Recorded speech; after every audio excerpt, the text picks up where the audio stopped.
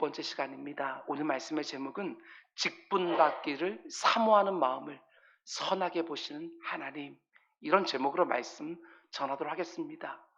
직분을 사모하는 마음을 선하게 귀하게 보시는 하나님.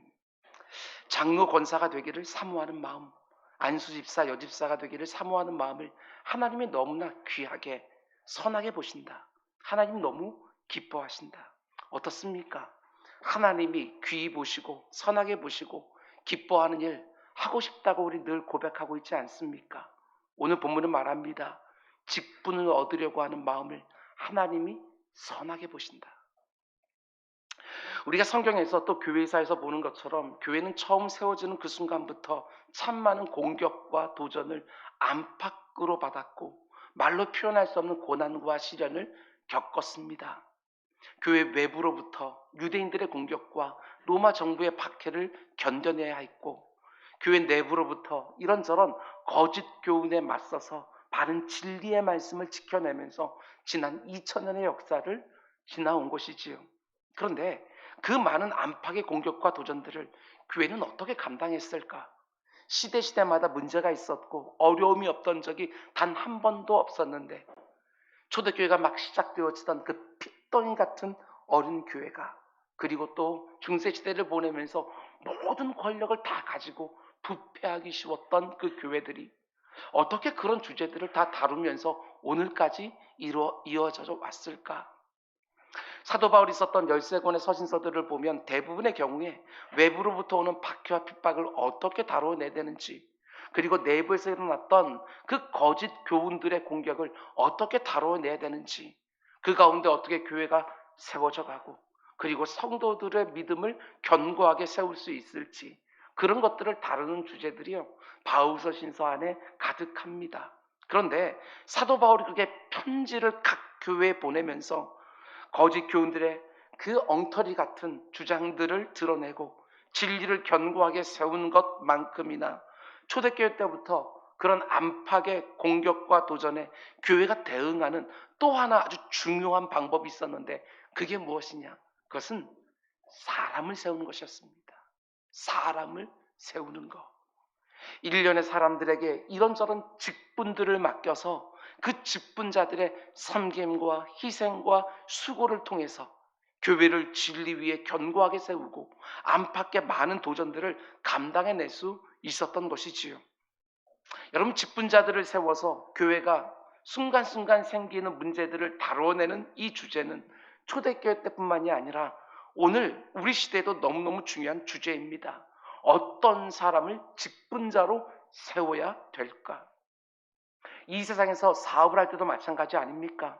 어떤 사람을 채용해서 어떤 자리에 세우고 어떤 일을 맡기는가? 그 사람들이 그 자리에서 어떤 마음으로 그 일을 어떤 강도로 감당하는가 하는 것이 그 사업장의 실력과 생존과 분위기와 미래를 크게 좌우하는 것처럼 교회도 다르진 않습니다. 건강한 교회는 세워진 직분자들이 얼마나 건강한가, 이것과 직결되어 있습니다.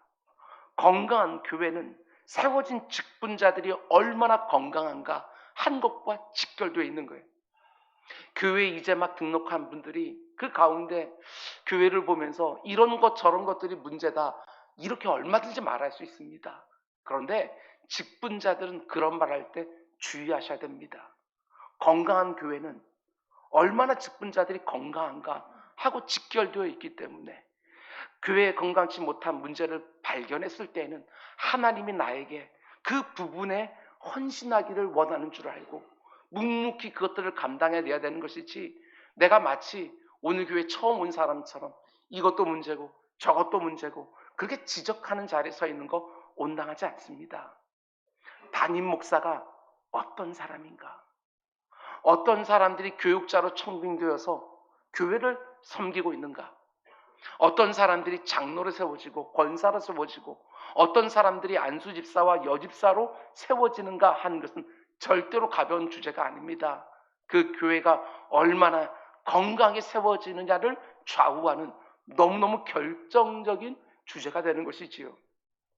여러분, 오늘 이 시간에는 저 같은 목사나 장로나 권사의 자격에 대해서 다음 시간에는 안수 집사와 여집사의 자격에 대해서 우리가 함께 나누게 될 터인데, 이미 직분을 받은 분들은 내가 과연 성경이 말하는 그런 직분자가 맞는지 진지하게 좀 점검해보고, 부족한 부분이 드러나게 되었으면 나는 안 되겠구나, 이 직분 감당하지 못하겠구나 이러고 좌절하고 낙심하는 것들이 아니라 하나님의 은혜를 더욱 구하면서 그 부족한 부분이 채워지기를 사모하고, 앞으로 직분 받기를 사모하는 분들은 성경이 말하는 이런 직분자로 나를 잘 빚어가시고, 직분에 전혀 관심이 없는 분들은 교회 안에서 이 직분이라는 것이 얼마나 중요하고 얼마나 결정적일 생각하면서 어디 좋은 교회가 있나 이런 것이 아니라, 하나님이 이 교회로 나를 부르신 줄 알고 하나님 나를 사용해 주십시오, 이런저런 직분을 가지고 사명감을 가지고 책임감 있게 교회를 섬기고 세워갈 수 있게 해주십시오 하고 하나님의 음성을 듣는 소중한 시간이 꼭 될 수 있기를 주님의 이름으로 축원을 드립니다. 오늘 설교 말씀을 드리면서 시험 받는 분들도 분명히 있을 수 있습니다. 부끄러운 분들도 계실 수 있습니다.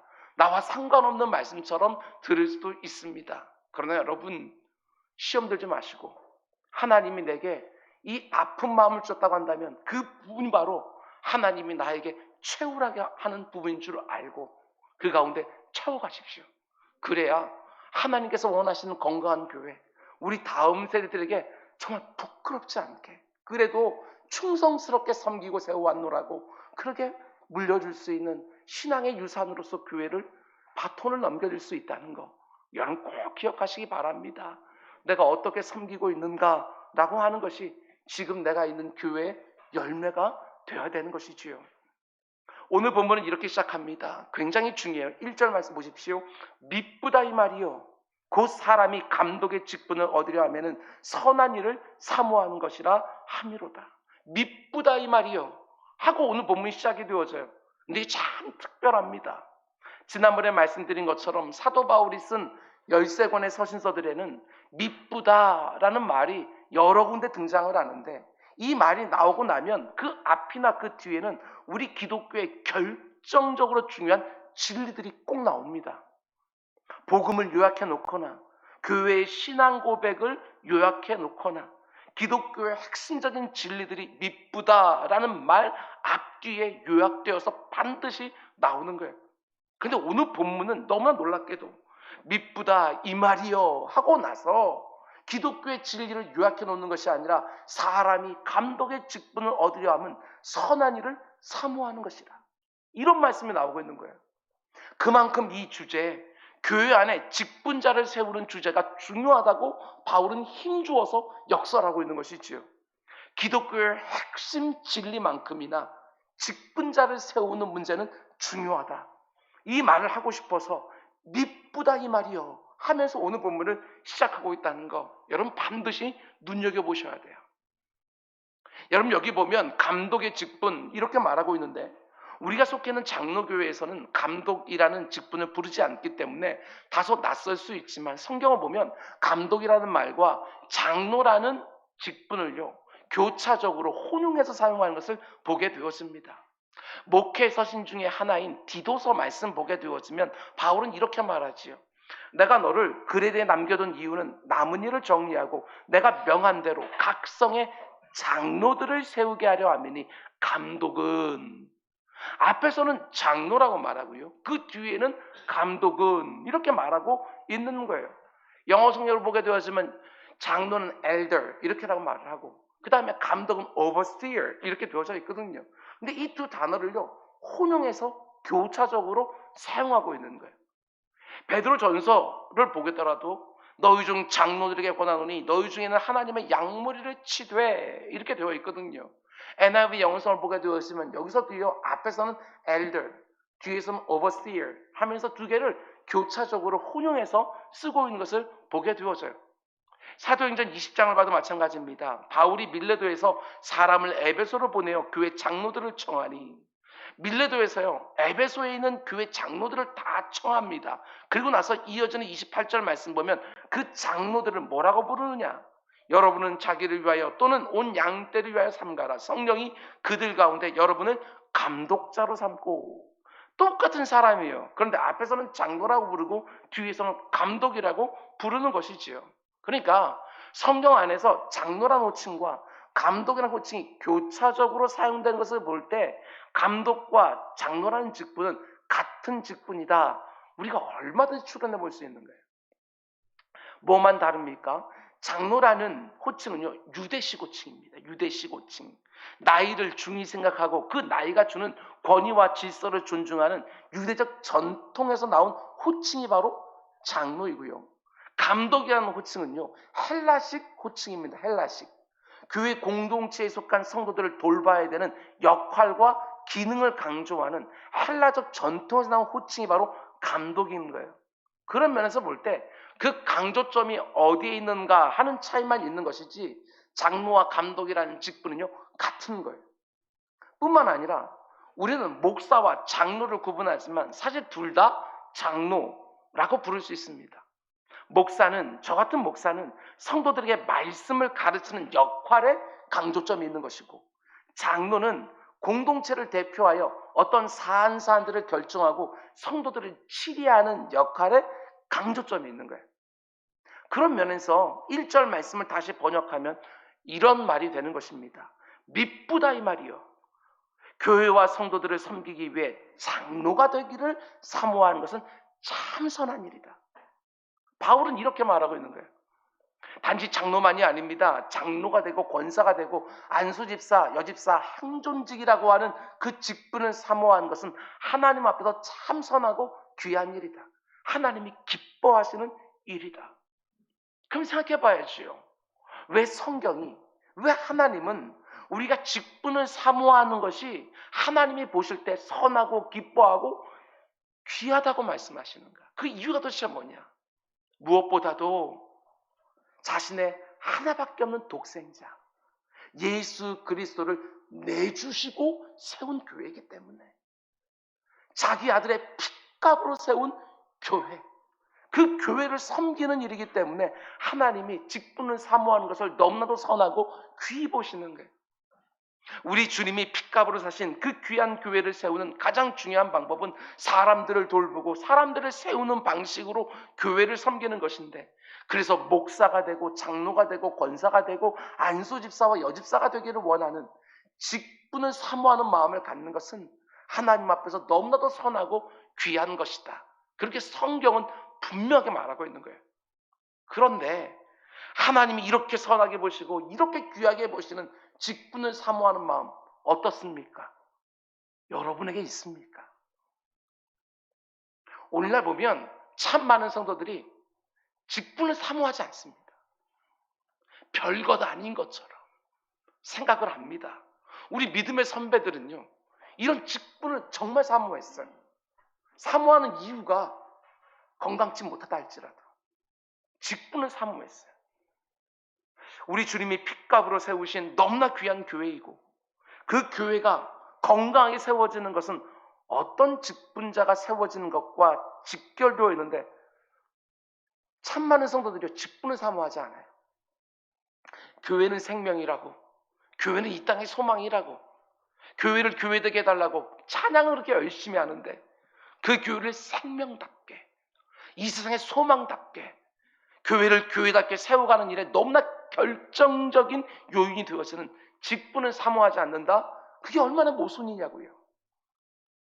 저 같은 목사들이 하지 못할 일들을 빈번하게 하는 것을 보면서 참 많은 성도들이 실망을 하고, 그 귀한 직분을 받은 장로들이 이런저런 허물을 드러내는 경우들을 성도들이 참 많이 봐오면서 성도들 중에 적지 않은 사람들이 나는 직분 받지 않겠다 하는 반직분적인 기류가 이 땅 가운데 있는 거예요.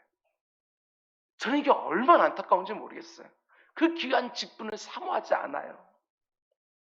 직분을 사모하는 것을 마치 명예나 탐하는 것처럼 생각하면서 그 어떤 직분도 받지 않고 신앙생활, 교회생활하는 것이 더 신실한 것처럼 생각하는 사람들도 있고, 교회 안에서 일어나는 어떤 일들을 책임감 있게 감당하다가 이런저런 말 듣는 것도 너무너무 싫고, 지금 내가 1터와 3터에서 감당해야 되는 일들도 너무너무 버거운데 교회 안에서 또 어떤 일들을 시간적으로, 육체적으로, 재정적으로 감당해야 되는 자리에 선다는 게 너무나 큰 부담이라고만 생각하는 것이지요. 여러분에게 부탁드립니다. 절대로 그렇게 하면 안 됩니다.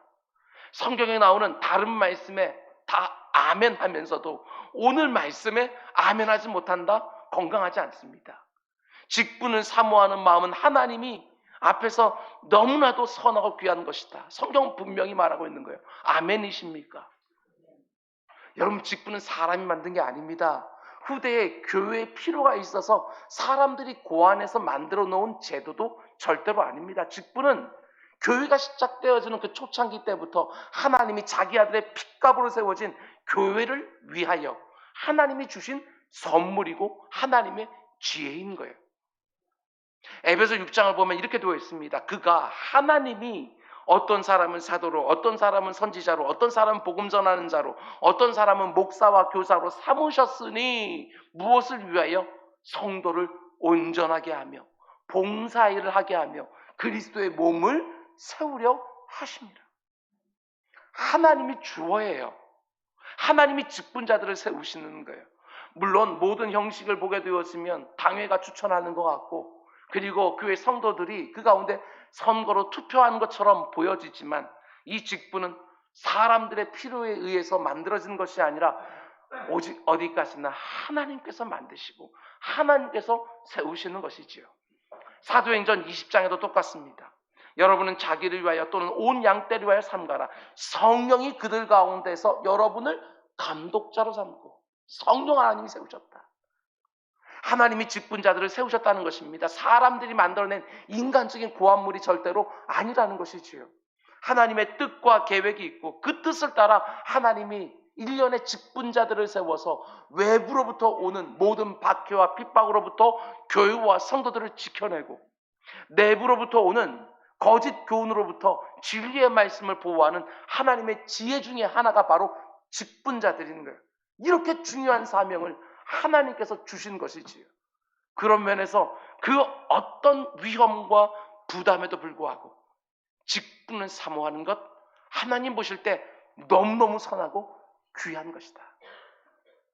여러분, 직분을 사모하지 않는 오늘날의 경향성에 절대로 지면 안 됩니다.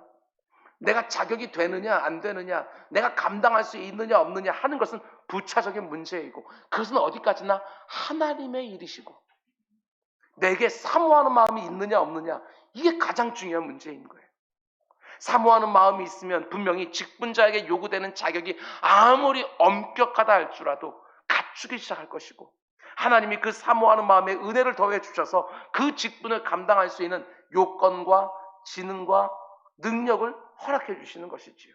저는 분명히 믿습니다. 직분이 나에게 부담이 되는 것이 아니라 그 직분이 오히려 나를 지켜주는 거예요.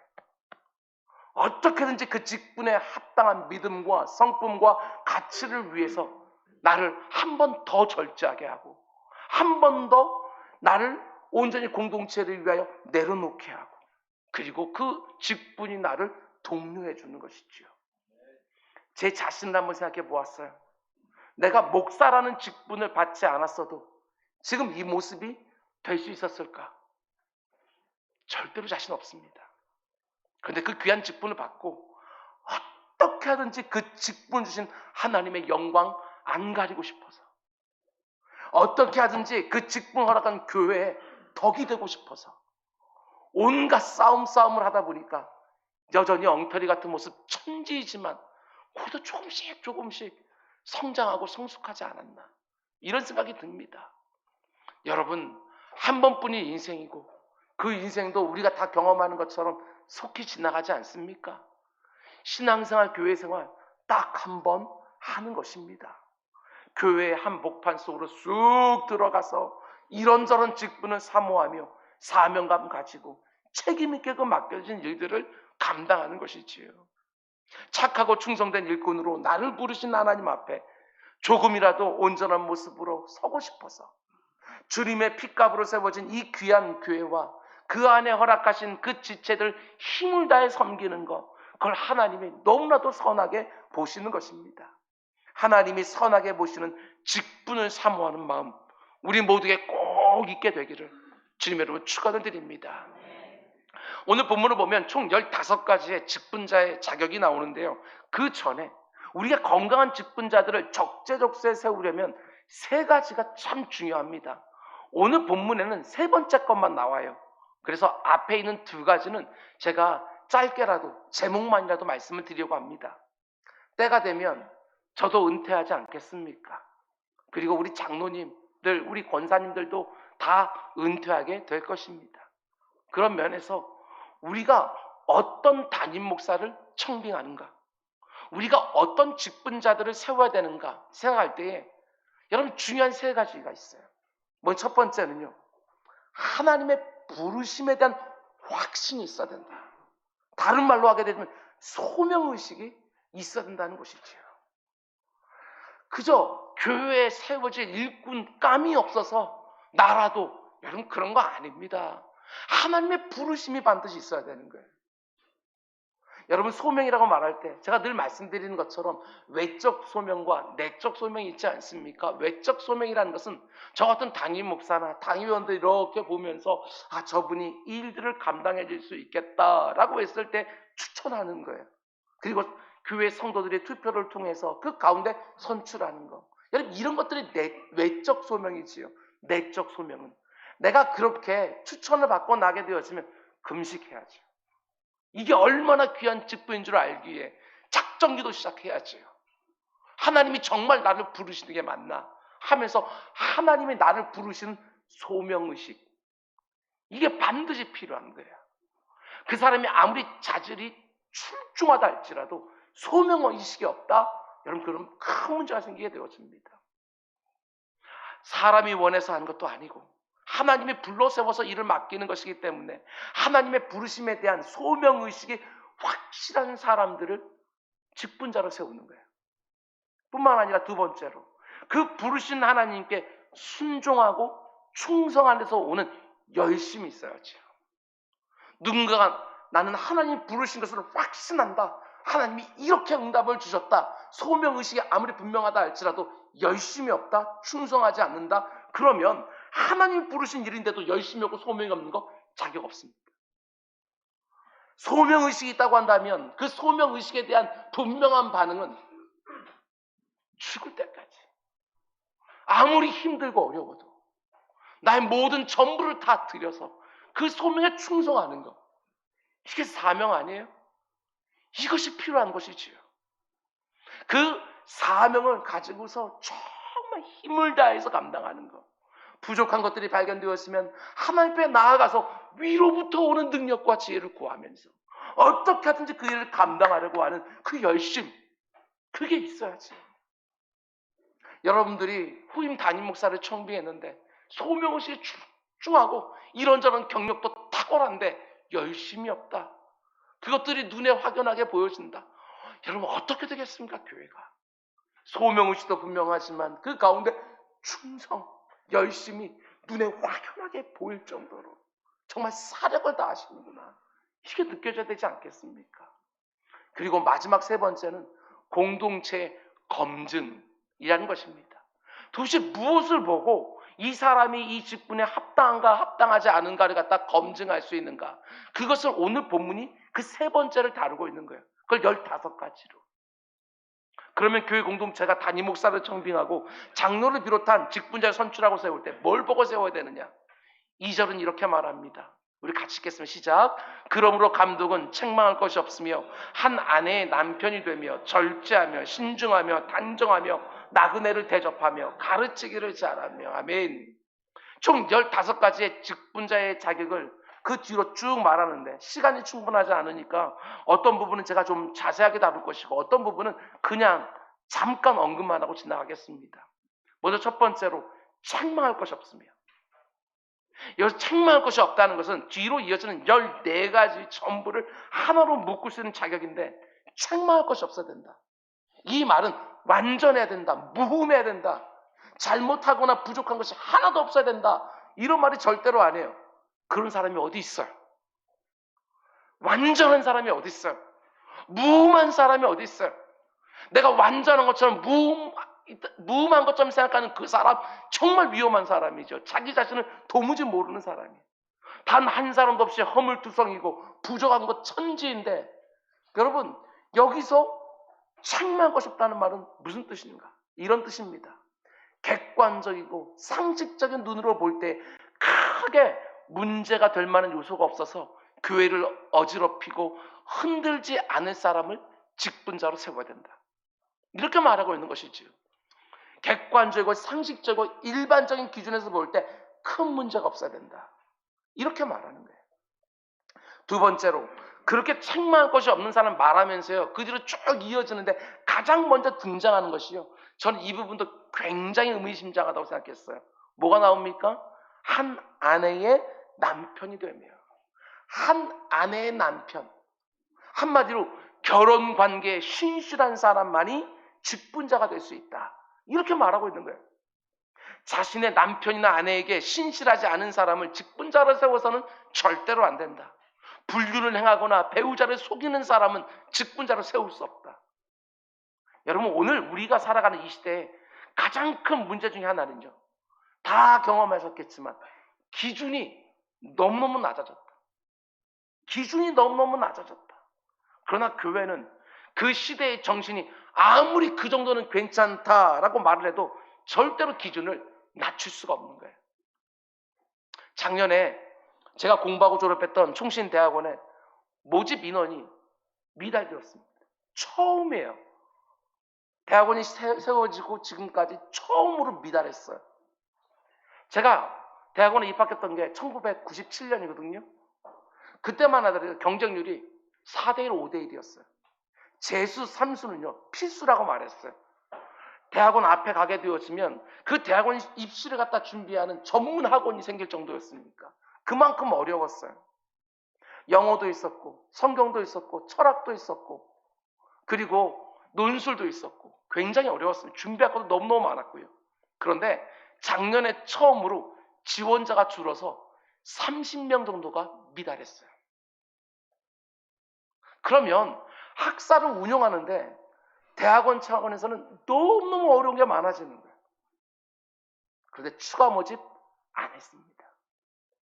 숫자를 채우려고 기준을 낮추지 않았어요. 너무나도 어려운 결정을 해준 당국에게 제가 얼마나 감사한지 모르겠어요. 장차 목사가 될 후보생들을 정원 미달이라고 해서 기준을 확 낮추어서 모집해서는 안 되는 것이지요. 그럼 훨씬 더 많은 문제가 추후에 생기게 되어지는 거예요. 영혼을 다루는 직분인데. 여러분, 이 세상의 윤리적인 도덕적인 기준이 아무리 땅에 떨어지고 있다 할지라도 교회는 달라야 됩니다. 일꾼들을 세울 때 아무리 이 시대의 정신이 그 정도는 괜찮아, 그 정도 허물없는 사람이 어디 있어, 이렇게 말한다 할지라도 아닙니다. 교회는 달라야 됩니다. 결혼관계에 신실하지 않은 사람 절대로 세울 수가 없는 것이지요. 절대로 작은 주제가 아닙니다. 두 번째로 곧바로 나오고 있어요. 세 번째 직분자의 자격은 절제하며. 이 부분도 중요해요. 여기서 절제한다는 것은 극단적이거나 과도하지 않다, 이런 의미입니다. 극단적이거나 과도하지 않다. 우리가 몸을 담고 살아가는 이 세상을 보게 되었으면 너무너무 극단적이고 과도하지 않습니까? 극단적으로 과도하게 한쪽으로 훅 치우치는 경향이 우리가 사는 이 사회 가운데 있는 거예요. 중심을 딱 잡고 균형을 맞춰내야 되는데 교회나 저 같은 목회자들도 한쪽으로 극단적으로 치우칠 때가 얼마나 많은지 여러분이 잘 아시는 것처럼 저는 강단에서 정치적인 문제나 경제적인 문제나 사회적인 문제를 정말 안 다룹니다. 그런 이유가 있어요. 여러분보다 그것을 보는 눈이 제가 더 낫다고 생각하지 절대로 안 하고 있고, 그리고 어줍지 않은 그런 식견을 가지고 성경 말씀, 이 귀한 말씀을 전해야 되는 그 시간에 그런 것들로 서로 의견이 다른 사람들을 갈라내는 거 온당치 않다고 생각하기에 그런 거 얘기하지 않습니다. 저에게도 경향성이라는 것도 있습니다. 제가 가지고 있는 정치적인 배경이 있고요. 그리고 어떤 사회적인 문제를 바라보는 식견들도 있습니다. 그러나 그것들은 얼마든지 한쪽으로 치우칠 수 있기에 그것을 가지고 여러분들과 논쟁하고 싶은 생각 없고 의견이 갈라지게 할 생각도 전혀 없습니다. 오직 하나님의 말씀만, 오늘 같은 본문을 받게 되었으면 설교자로서 얼마나 마음 가운데 속에 두려움이 있는지 모릅니다. 이 말을 했을 때 누군가는 내 얘기하는 거 아니냐 하면서 마음 상할까 봐 힘들 경우도 있습니다. 그러나 내가 하나님을 두려워하랴 사람을 두려워하랴, 오늘 본 말씀이 전하고 있는 것 그대로 말하는 것 뿐이지요. 장로님들 가운데 시험 든다 할지라도, 권사님들 가운데 안수입사님과 열지상 가운데 마음이 불편하다 할지라도 오늘 말씀 그대로 전할 수밖에 없는 것. 거기엔 단호하다 할지라도 다른 것은 극단적이지 않습니다. 다른 것은 과도하게 치우치지 않으려고 합니다. 제 스스로도 부끄러운 점이 너무너무 설교 준비하면서 있지만 그럼에도 불구하고 하나님 말씀이기에 그대로 전하는 것 뿐인 것이지요. 절제라는 게 무엇입니까? 잘 들으시기 바랍니다. 내가 하지 않아야 될 것을 하지 않을 수 있는 힘, 그게 절제인 거예요. 다시 말씀드립니다. 내가 이 직분을 받아서 하지 말아야 될 것을 하지 않을 수 있는 훈련된 힘, 그게 바로 절제인 거예요. 한마디로 말하면 자기를 다스리고 통제할 수 있는 그 힘이 바로 절제예요. 이 절제 우리 모두에게 있기를 주님의 축원드립니다. 네 번째로 직분자의 자격은 신중하며, 신중한 사람을 직분자로 세워야 된다. 우리 신중한 집사가 여기 나오네요. 신중한 사람을 직분자로 세워야 된다. 여기서 신중하다는 말은요, 세 가지의 중요한 요소가 함축되어 있어요. 굉장히 중요한 말이에요. 잘 들어보십시오. 오늘 설교 말씀은요, 단지 그냥 직분자로만 듣지 마시고요, 내 배우자를 찾을 때에도, 그리고 내 사위나 아니면 며느리감을 찾을 때에도, 사돈을 만날 때에도, 아니면 누구와 함께 어떤 일을 할 때에도 이런 기준을 한번 잘 보시기 바랍니다. 이 신중하다라고 하는 이 말의 첫 번째 요소는요, 때와 상황에 대한 변별력, 때와 상황에 대한 변별력을 신중하다 이렇게 말하는 거예요. 지금이 말을 해야 될 때인지 아니면 침묵해야 될 때인지, 지금 내가 행동해야 될 때인지 아니면 생각을 해야 될 때인지, 그것을 분별하고 변별할 수 있는 사람, 그게 바로 신중하다라고 말할 때 첫 번째 요소인 거예요. 중요한 부분이겠지요. 두 번째 요소는요, 그런 신중함은 그저 태생적인 게 아니에요. 태생적으로 이런 모든 자질을 갖췄다 신중하다 그런 사람 아무도 없어요. 여러분과 제 안에 좋은 성품, 좋은 자질, 이런 건 태생적으로부터 없는 것이지요. 성령 하나님의 도우심 받아서 진리의 말씀을 깨닫고 그 말씀에 순종하기를 원하는 자발성을 가지고 훈련받고 연단하는 과정을 제대로 거치지 않으면 좋은 성품과 좋은 자질은 만들어지지 않습니다. 성경에 나오는 위대한 인물들 역시도 다 그 훈련 과정과 연단의 과정을 다 거쳤던 거 우리 보지 않습니까? 신중하다는 것은 그런 훈련과 연단의 과정을 성실하게 하나하나 거쳐왔다는 것을 의미하는 거예요. 그러다 보니까 더욱 신중해지지요. 세 번째 요소는요, 우리가 그런 훈련의 과정을 하나하나 잘 거치게 되었으면요, 품위가 생깁니다. 품위. 신중한 사람에게 품위가 느껴져요. 아무리 고급차를 타고 아무리 좋은 옷을 입는다고 해서 품위가 느껴집니까? 고급차를 타고 고급 옷을 입었다고 품위가 느껴지는 건 아니에요. 고급차를 타면서도 늘 다른 사람들 배려하는 운전을 하고 양보해야 품위가 생기는 것이고, 좋은 옷을 입고 있으면서도 힘들고 어려운 사람을 섬기는 일에는 먼지를 온팡 뒤집어 쓸 줄을 알아야 거기에서 품위라는 게 느껴지는 거예요. 훈련과 연단을 통해서 잘 다듬어져 있는 사람, 그런 사람에게 품위가 느껴진다. 그렇다고 해서 그 품위가 상대방을 거북하게 하거나 압도하거나 주눅들게 하는 것이 아니라 상대방에게 안정감을 주는 품위, 그게 생기는 것이지요. 한마디로 너무나도 고귀해 보이는 거예요. 첫 번째로 때와 상황에 맞는 변별력, 두 번째로 훈련되고 연단된 좋은 성품과 자질, 세 번째로 상대방의 안정감을 주는 품위, 이런 세 가지 요소가 합쳐져 있는 사람은 바로 신중한 사람이지요.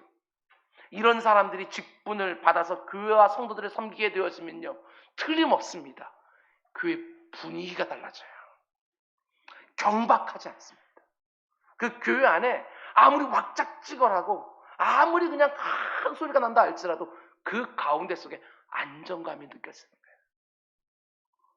그런데 이런 내면적인 신중함이 바깥으로 드러나는 게 뭐냐? 그게 바로 직분자의 5번째 자격인 단정함입니다. 내면의 신중함과 외면의 단정함. 기가 막히지요. 훈련을 거치고 연단을 거쳤기 때문에 불필요한 이런저런 것들이 붙어있지 않고 꼭 필요한 좋은 자질만 구비되어 있는 상태. 그게 단정하다. 이런 뜻이지요. 바깥으로 말이나 행동이 그렇게 그냥 단정하게 나오는 것. 쓸데없는 것이 없이 잘 정돈되어 있는 삶의 모습. 그게 바로 단정함인 것이지요. 첫 번째부터 여기 5번째까지는 한 가지로 묶을 수 있습니다. 어떤 사람이 직분자로 세워져야 되는가? 자기를 잘 다스릴 수 있는 사람을 직분자로 세워야 된다.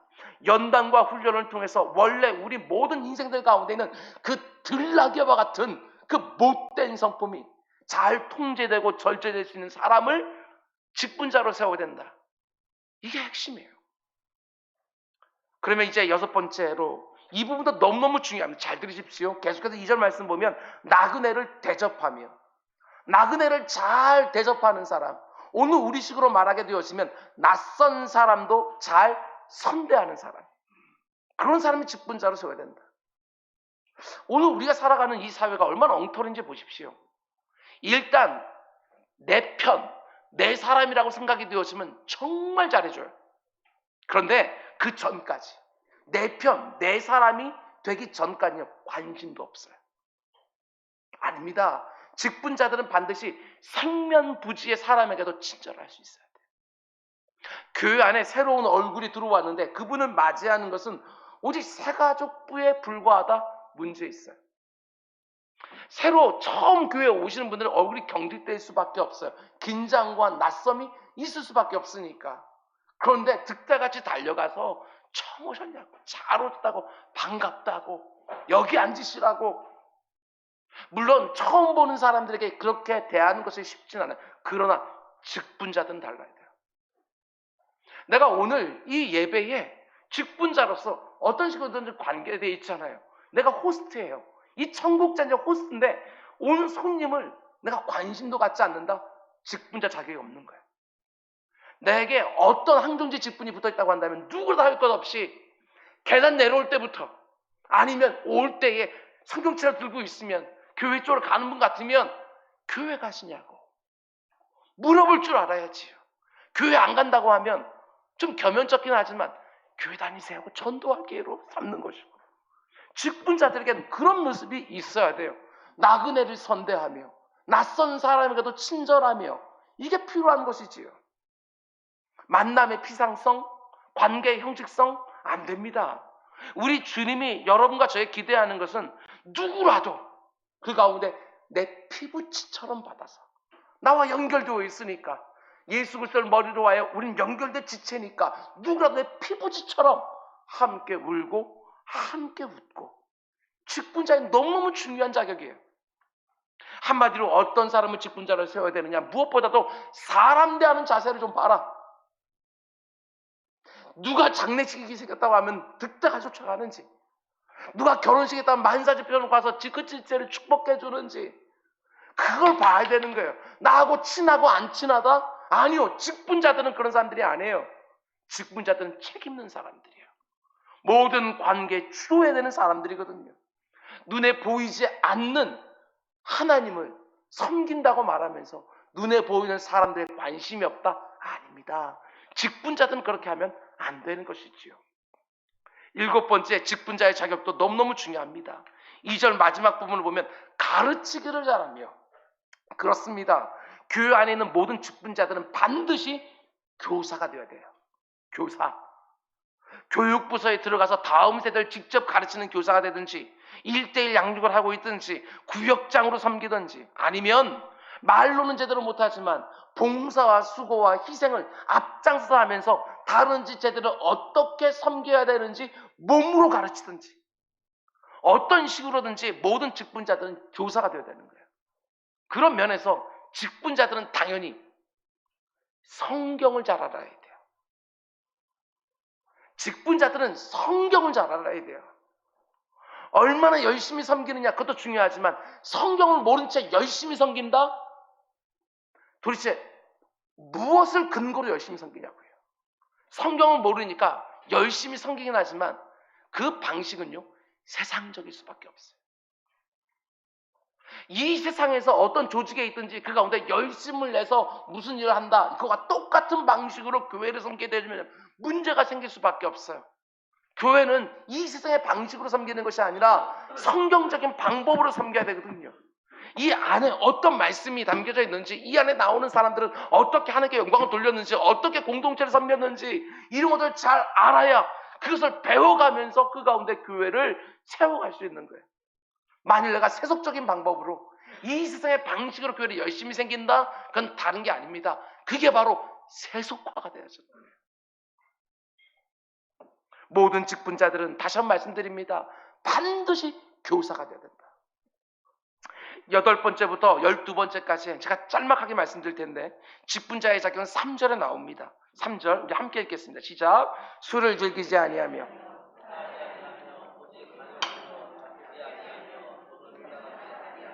잘 보십시오. 간단하게 말씀드립니다.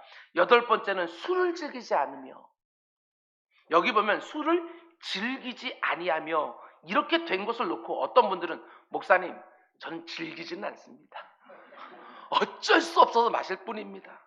아니 성경을 보게 되어지면 술 취하지 말라고 하는 말만 나오지 어디 술 마시지 말라는 말 나옵니까? 저는 어이가 없습니다.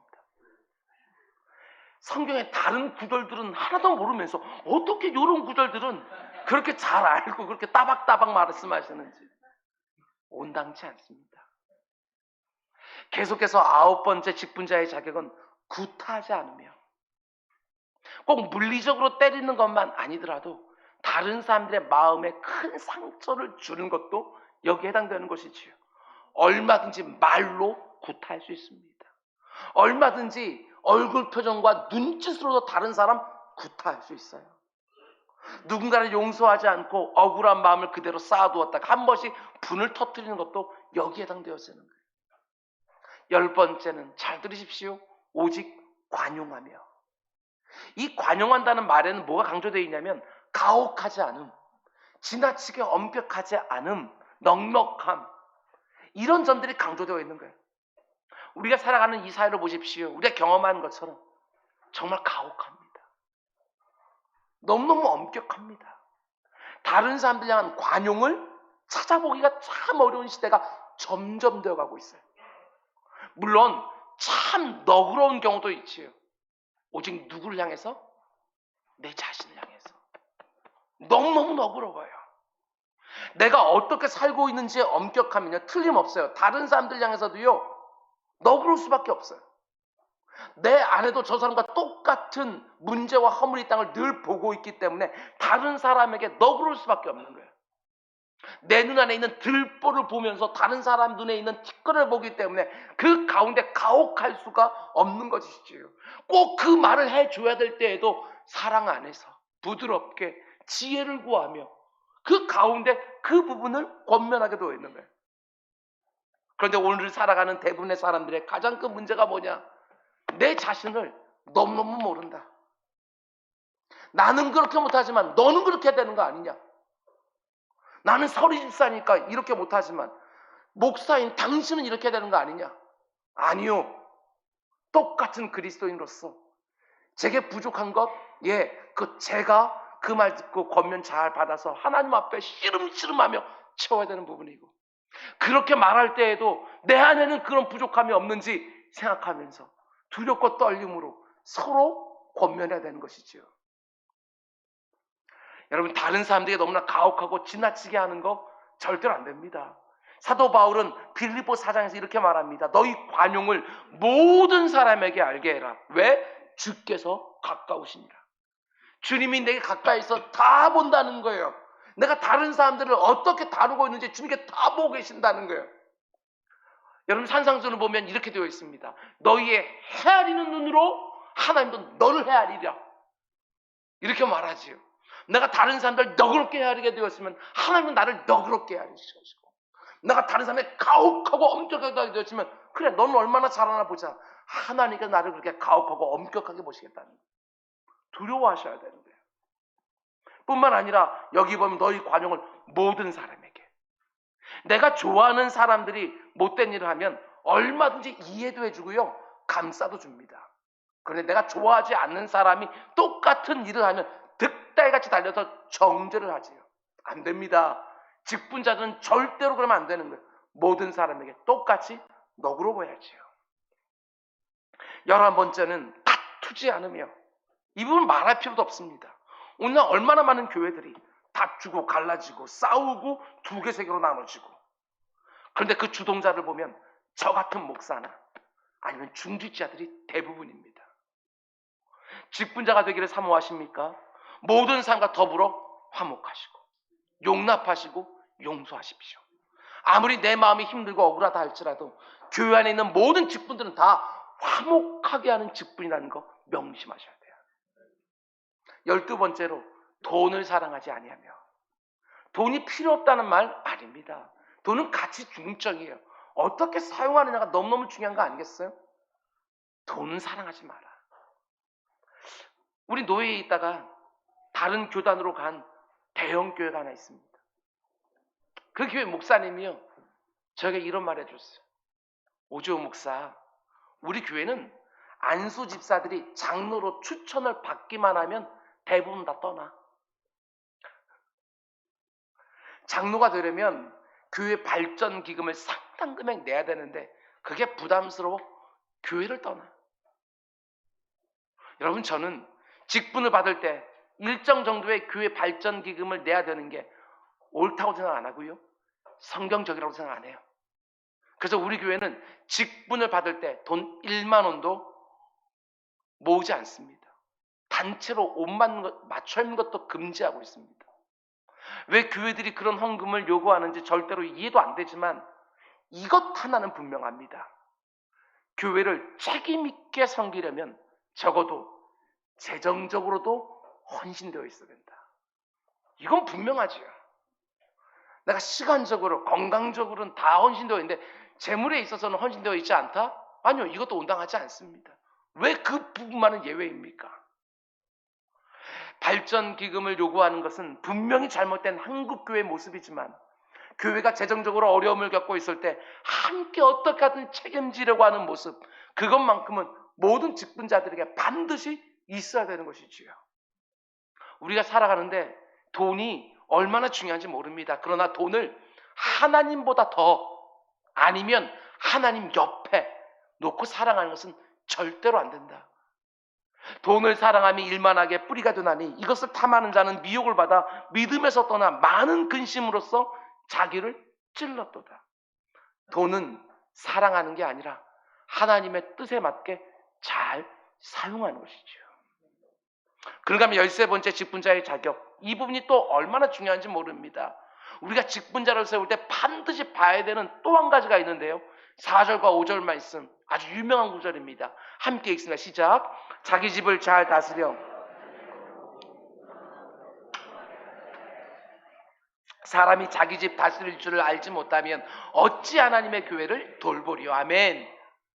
여러분, 직분자를 세울 때 그 사람만 보면 되는 게 아니다. 그 사람의 아내와 남편이 어떠한가도 반드시 봐야 되는 것이고 그 사람의 자녀까지 봐야 된다. 특별히 그 사람의 자녀들이 그 부모를 존중하고 있는가, 이걸 꼭 보라는 거예요. 만약 존중하지 않고 있다고 한다면 어떤 다른 이유들이 있지 않겠어요? 교회는 큰 가정이라고 말합니다. 자신의 그 작은 가정도 못 다스리는 사람은 큰 가정을 다스릴 수가 없다는 것이지요. 아내와 남편에게 함부로 말하고 아무렇게나 대하는 사람들을 교회의 직분자로 세우지 말라는 것이지요. 아내와 남편에게 어떻게 대하느냐 하는 것으로 그 사람이 직분자에 합당한지를 한번 보라는 거예요. 어떻게 봅니까? 여러분, 가족의 얼굴은 그 사람의 얼굴입니다. 내 아내의 얼굴, 내 남편의 얼굴은 그게 바로 나의 모습이에요. 바깥에서 보는 모습은 얼마든지 꾸밀 수 있습니다. 언젠가 말씀드린 것처럼 이번에 직분자를 세울 때 가족의 추천서를 꼭 받아야 되겠다. 용기를 내서 목사님, 그 사람은 안 됩니다. 그 사람은 어제도 혈기 부렸습니다. 제게 말씀해 주십시오. 그런 분들이 교회를 섬길 수 없습니다. 가정과 일터와 교회는 일관적인 흐름을 가지고 있어요. 내가 가정에서는 안 그런데 일터는 잘한다? 불가능합니다. 교회에서는 잘하는데 가정에서는 엉망이다? 그건 외식이잖아요. 가정과 일터와 교회에서 일관성을 상실해버리면 신앙의 진정성이 깨지는 거예요. 여기서의 하나님이 거기서도 하나님이시기에, 교회 안에서 신실한 모습이 있다고 한다면 이 안에 하나님이 계신다? 가정에도 하나님이 계시고 일터도 하나님이 계시기 때문에 일관성이 있어야 되는 건 너무너무 당연한 거 아니겠어요? 거기서도 하나님은 가까이 계시는데. 14번째 직분자의 자격은 6절입니다. 새로 입교한 자도 말치니 교만하여져서 마귀를 정죄하는 그 정죄에 빠질까 하미요. 아무리 탁월해 보여도, 아무리 앞에 나오는 모든 자격들을 다 갖춘 것처럼 보이는 출중한 사람이라 할지라도 신앙생활을 시작한 지 얼마 되지 않은 사람을 직분자로 세우지 말라는 것입니다. 왜? 충분히 검증하려면 시간이 필요하잖아요. 시간이. 저 같은 목사가 하나 세워지는데도 10년이 검증이 필요합니다. 학교에서 그리고 교회에서 10년을 최소한 검증하게 되어져 있는 거예요. 안수 집사를 세워도 4, 5년을 검증해야 되는 것이고, 장로는 말할 것도 없고 권사도 마찬가지. 충분히 검증하려면 시간이 필요하다. 이런저런 상황에 다 봐야죠. 마지막 15번째 직분자의 자격은 7절입니다.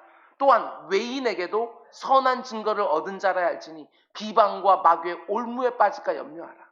여기서 외인이라는 것은요, 하나님을 믿지 않는 불신자들을 말하는 거예요.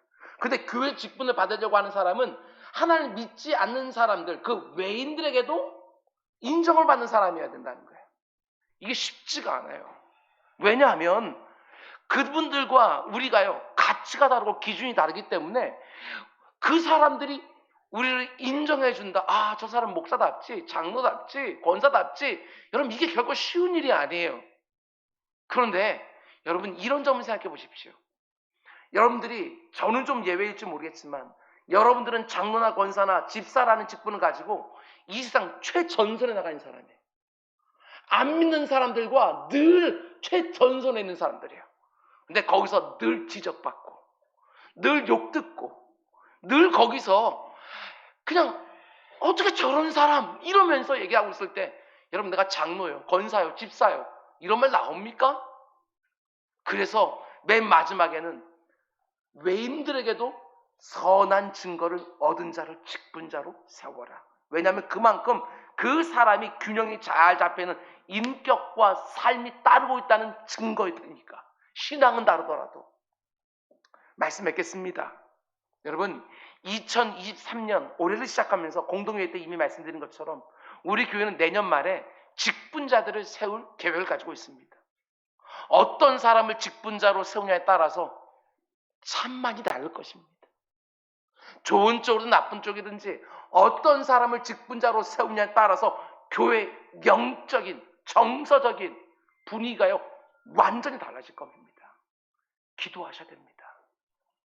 여러분과 제가 정말 사랑하고 아끼는 우리 교회가 계속해서 더 건강하게 세워져 갈 수 있도록, 이 시대에 우리에게 주어진 복음 증거의 사명을 잘 감당할 수 있도록, 여러분과 제가 주님의 뜻을 받들어 이 시대를 잘 섬기는 것은 물론이고, 우리의 다음 세대가 이렇게 영적으로 쇠퇴하고 있는 이런 시대에 생존이 아니라 부흥을 노래할 수 있도록, 이곳저곳에서 직분을 사모하는 분들이 무수히 나와서 그 가운데 공동체가 철저하게 검증할 수 있도록, 누군가는 세워야 되는데 사람들이 없어서 이곳저곳이 아니라 모두가 다 직분을 사모해서 손을 들어서 부족하지만 저라도 쓰고 싶다면 하나님 저를 좀 써주십시오 하고 하는 사람들이 나왔을 때 공동체가 철저하게 검증하면서 이 사람을 장로로 세우고 저 사람을 권사로 세우고 안지사, 열사로 세우면서 그 가운데서 교회를 건강히 세워가는, 특별히 자신을 절제할 수 있는 사람, 다른 사람들 향하여 어떠한 경우든지 그 친절한 사람들, 신중한 사람들, 절제하는 사람들, 아니 가정에서든지 일터에서든지 교회에서든지 일관된 모습으로 하나님 앞에 서 있는 사람들, 성경을 제대로 아는 사람들, 변별력 있는 사람들, 이런 사람들을 직분자로 잘 세워서 하나님을 기쁘시게 하고 사람들을 복되게 하는 그런 교회, 우리 모두가 함께 만들어갈 수 있기를 주님의 이름으로 축원드립니다. 기도하겠습니다. 사랑의 주님, 주어진 본문에게 순종하여 말씀을 전했습니다. 말씀을 준비할 때도, 말씀을 선포할 때에도 아버지 하나님, 담임 목사가 너무나 부족한 점이 많아서 그 말씀 하나에 걸리는 게 너무너무 많아서 아버지 하나님 고통스럽게 준비하고 고통스럽게 선포했습니다. 내 주 아버지 하나님, 이 말씀을 듣는 가운데 속에 혹시라도 마음이 상한 심령이 있습니까? 주님, 그 상한 부분들 다 제하여 주시고 그 가운데 속에 새로운 소원함이 생길 수 있도록 주님 인도하여 주시옵소서. 이 교회가 건강하게 시대적 부름을 잘 감당하여 많은 영혼들을 살리고 많은 다음 세대 리더십을 세워가는 그런 교회, 우리 교회 울타리 안에만 좋은 거 가둬놓는 교회가 아니라 울타리를 다 허물어서 하나님이 부어주신 것 계속해서 이웃들과 다른 교회들에게 흘려보내면서 그렇게 쓰임받는 교회가 될 수 있도록 좋은 직분자들 세워 주옵소서. 이 모든 말씀 예수님의 이름으로 기도드렸습니다.